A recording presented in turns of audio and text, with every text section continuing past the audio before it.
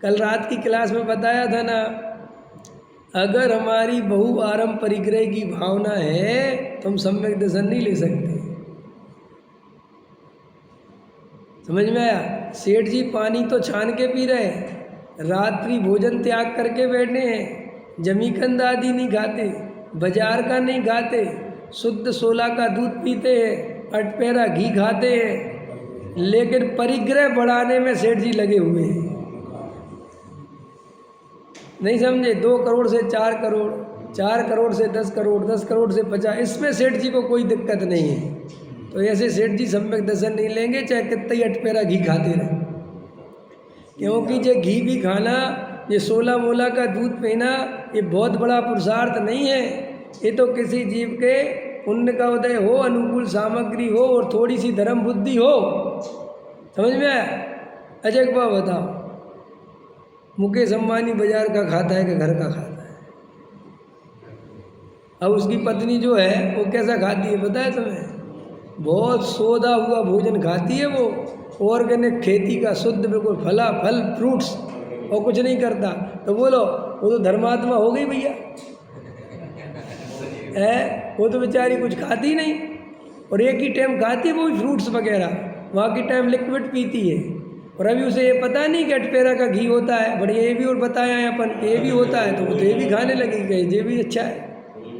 नहीं समझ में? ऐसे अपन को पुण्य के उदय से थोड़े नौकर चाकर मिल गए, समझ में आया? वो अनुकूल सामग्री मिल गई, नौकर बढ़िया शुद्ध दूध ला के दे देता है, बढ़िया घर में भोजन मिल जाता है, शुद्ध भोजन कर लेता है। और शुद्ध देखो 2-4 चीज़ों का, कल में एक प्रवचन सुन रहा था, इतना बढ़िया प्रवचन था।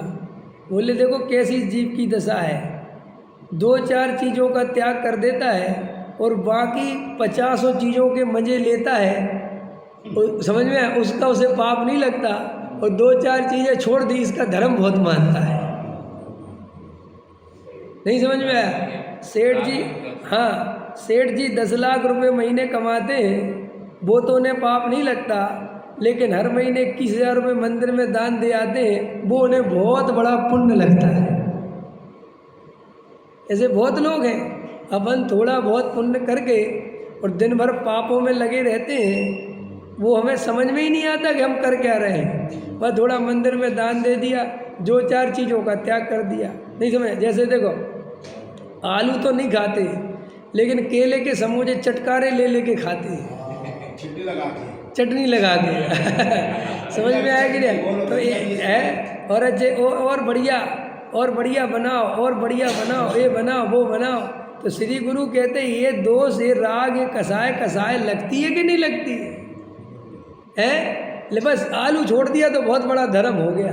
तो सब आप क्या कहना चाहे तो आलू खाए? नहीं, हम तो ये कह रहे हैं कि ना आलू खाओ ना जमीकंद खाओ, लेकिन जो खाते हो वो भी अनासक्त भाव से खाओ, वो भी छोड़ने योग्य है।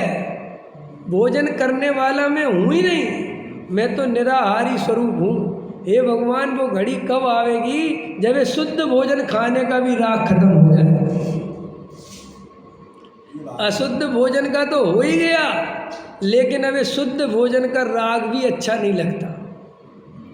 ये भी मुझे अपने स्वरूप में अस्थिरता है, इसलिए ये चल रहा है। अगर अपने स्वरूप में स्थिर हो जाऊं तो सच्चा उपवास हो जाए, नहीं समझ? अपने आत्मा के समीप वास हो जाए, मुझे तो उसका आनंद लेना है, मुझे भोजन का आनंद नहीं लेना है। ये देखो गजब की बात है। लेकिन अपन को थोड़ी सी क्रिया में संतोष हो जाता है, थोड़े से भावों में, थोड़े दया दान पूजा भक्ति, थोड़ा दान वान दे के संतोष को प्राप्त हो जाते हैं। और जो अनंत काल से नहीं किया ऐसा भगवान आत्मा का अनुभव, वो फिर पीछे रह जाता है। फिर इन्हीं भावों में, फिर इन्हीं क्रियाओं में, फिर इन्हीं परिणामों में उलझ के रह जाते हैं। और पुण्य के उदय से सामग्री ज़्यादा मिल जाए तो और गाफिल हो जाता है, अहंकार का नशा चढ़ जाता है। अपनी बोतल तो लेके घूमता है पानी छने हुए की, समझ में है, लेकिन उसका अहंकार हो जाता है कि मैं छना हुआ पानी पीता हूँ, जबकि वो बोतल नौकर लेके चलता है। समझ में? देखो अपन को पाप भी गिने चुने पाप लगते हैं। अपन जो न्याय नीति छोड़कर छल कपट बेईमानी से पैसा कमाते, वो पाप ही नहीं लगता। नहीं समझे? अपन जो बहु आरंभ परिग्रह जोड़ने में हिंसा हो रही है, तो हिंसा हो रही कि नहीं हो रही? वो अपने को पाप ही नहीं लगता, ये लगता ही नहीं कि ये भी पाप है।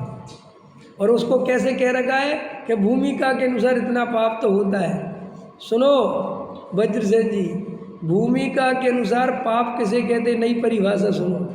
जो आवश्यक हो, जिसके बिना नहीं चले, उसका नाम भूमिका है।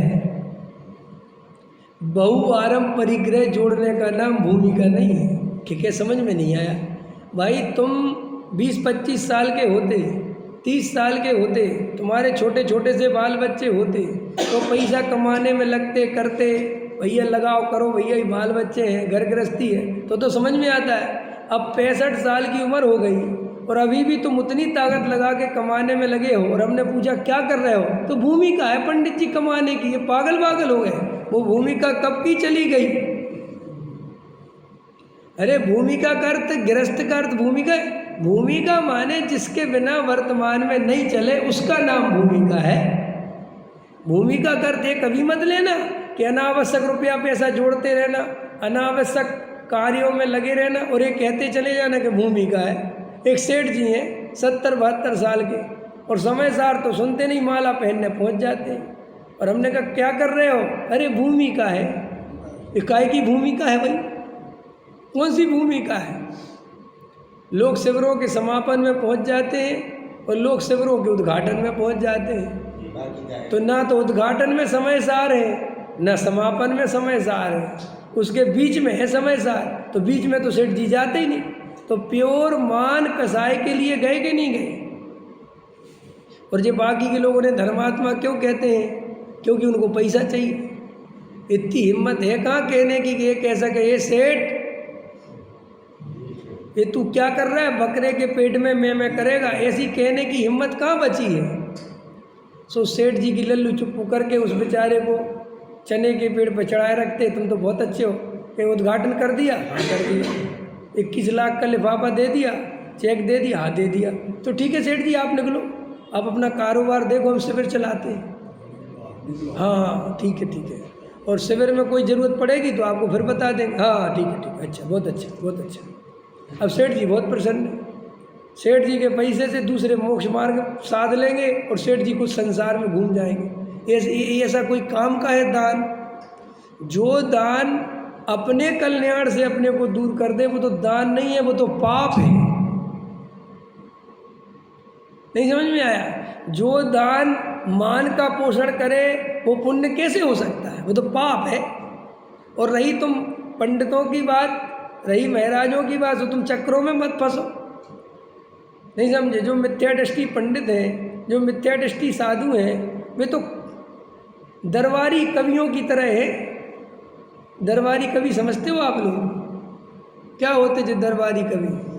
पहले के जो राजा महाराजा होते थे वे अपने राज दरबार में सब तरह के लोग रखते थे। मंत्री भी होते थे, पुरोहित भी होते थे, वैद्य जी भी होते थे। समझ में आया कि नहीं आया? सेनापति भी होता था। माने जिससे राज्य चलता है, जो इम्पोर्टेंट पर्सन है, ऐसे सबको अपनी सभा में रखते थे। उसमें एक आदमी होता था दरबारी कवि, उसे राज्य कवि का दर्जा देते थे वे लोग। कौन सा कवि का दर्जा? तो वो कवि करता क्या था कि राजा महापापी से पापी हो, महादुष्ट से दुष्ट हो, तो अभी वो उसकी प्रशंसा में कविता लिखता था। इसलिए तुम आज से 150-200 वर्ष पहले का साहित्य उठाना, तो 250 वर्ष पहले का, अगर पढ़ने लिखने का शौक़ हो तो 250-300 वर्ष के साहित्य को आप उठाना, उसमें हर कवि ने अपने अपने समय के राजा के गीत गाए हैं। समझ में आया कि नहीं? राज कवि थे ना, करो भी गीत गाओ। तो श्री गुरु कहते हैं ऐसे ही ये अज्ञानी सेठ बेचारा इन लोभी पंडितों की द्वारा प्रशंसा सुन सुन के अपने को धर्मात्मा मानता है, भ्रम से पुण्यात्मा मानता है, और जीवन भर पाप कमाने में लगा रहता है। किसा पाप कमाने में क्यों लगा रहता है? बहु आरंभ परिग्रह जोड़ने का भाव महापाप है। कल रात की क्लास में चर्चा थी कि आप थोड़ी देर के लिए आज ही निर्णय कर लो कि मेरे पास जो है मैं इसमें संतुष्ट हूँ, अल्पारम अल्प परिग्रह से मैं राजी हूँ और मुझे संसार में अब कुछ नहीं चाहिए। अगर सूखी रूखी रोटी मिलेगी तो चलेगी, अब मैं आत्म कल्याण के अलावा कुछ नहीं। देखो आपको ऐसा लगेगा जैसे अनंत आकुलता तो चली गई, आपको ऐसा लगेगा मान आदिक तो चले गए, क्योंकि आपके ऊपर प्रेशर क्यों पड़ रहा है? आपने समाज का बोझ अपने ऊपर ले रखा है, और समाज वाले बिना पैसे के किसी को पूछते नहीं। और तुम कोई खानदानी रईस तो हो नहीं कि तुम्हारे यहाँ कोई ढेर लगे हो।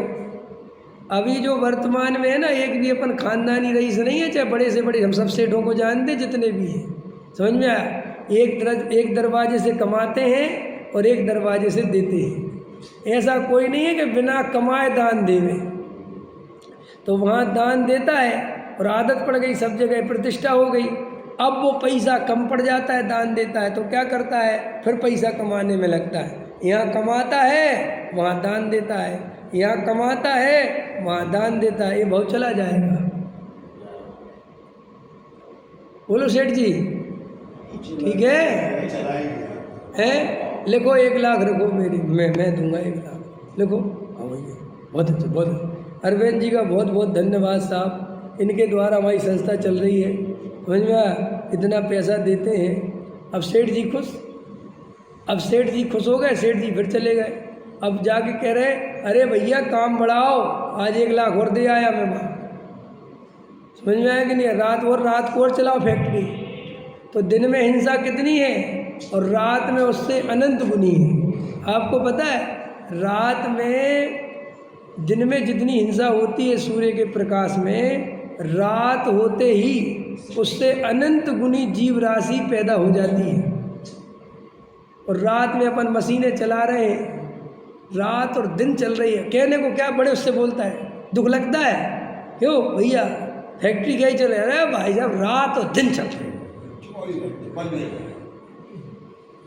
बंद नहीं होती हमारी फैक्ट्री। समझ में आया? अंग्रेजों के शासन में कभी सूरज नहीं डूबता था, नहीं पता?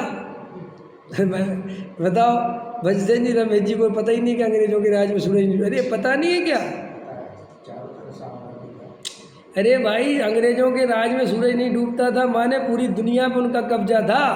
अगर भारत में उनका सूरज डूबता था तो अमेरिका में उनका सूरज उगता था, उसको भी अपना गुलाम बना रखा था। इसलिए कहते हैं कि अंग्रेजों के राज में सूरज नहीं डूबता था। ऐसे ये बड़े प्रसन्न होकर कहता है भाई साहब फैक्ट्री रात दिन चलती है, अपन का और काम कैसा है भयंकर, रात में भी फुर्सत नहीं है, बताओ। और समय सार सुन लेता है।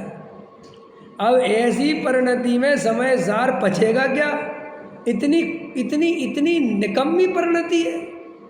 तुम्हें ये परिग्रह जोड़ने का भाव, हिंसा का भाव, कसाय का भाव, रात दिन जीव मर रहे हैं, उसमें दुख नहीं लगता? नहीं समझ में आया?